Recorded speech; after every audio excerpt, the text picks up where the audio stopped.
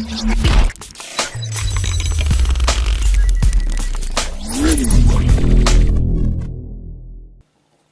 there everyone, it's Kelly with Kellyscards.ca and welcome to this What's in My Stash video. So for today's video, I thought I'd talk about kind of charms and metal elements. I have quite a few different ones here. I've been sorting through a lot of my stuff and I wanted to show you about some of these charms. So there's a lot of Tim Holtz products on the market that are like this, these metal elements, and maybe I'll just zoom in here just to show you a little bit better. There's these keys and there's these little lock holes, and they are really pretty and they add a lot. They add a lot to your cards and projects and scrapbook pages, and they are awesome. And I really like some of the other ones. These are some Tim Holtz corners, and these look really awesome on different books. If you want to make an album, these look really awesome on the corner. There's so many of these metal elements. In here, I can't remember where I got these. These aren't Tim Holtz, but look at the little charms. You can get these little feathers. They're so cute. And they just look really nice on projects. And this is a set from Tim Holtz. And these all have words on them, encouraging words. But look how great that this adds. That adds quite a lot to my little album here that I have going at the moment.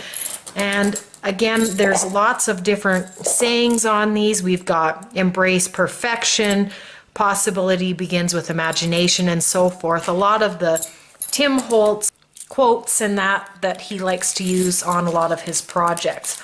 But there's also lots of other different metal elements. If you do albums or kind of like multi-medium type thing and it's chunky or home decor, stuff like this, these little clips, I've always loved these. I find they add quite a lot to projects.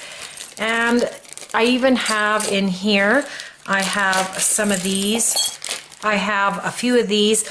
So this again is just another element, and it could possibly sit right on there. And again, it just has a little word on it. What's really cool about some of these metal elements is if you buy the gold or silver alcohol inks, you can change these colors. So if this was silver, you could change it to gold. And I really like that. That is such a great thing. And I use that actually a lot. I'll take out, if I need something gold and it's silver, I'll take out my alcohol inks and just change the color. And then there's these. These are really cool if you do albums, or even if you want to do like a vintage card and you kind of tie this over to the tag or whatnot. And these are these little clips, again through Tim Holtz. Really like those.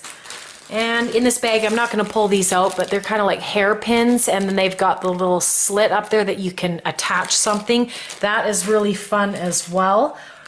This was a hit many years ago, was kind of like these metal words. You can still find them. They're probably not as popular as they once were, but I still like these. I still like these for, especially these ones for vintage projects. Really like that. Again, I can use the alcohol ink if the color isn't quite right. So yeah, I just wanted to show some of the charms and that. I've got these ones actually here.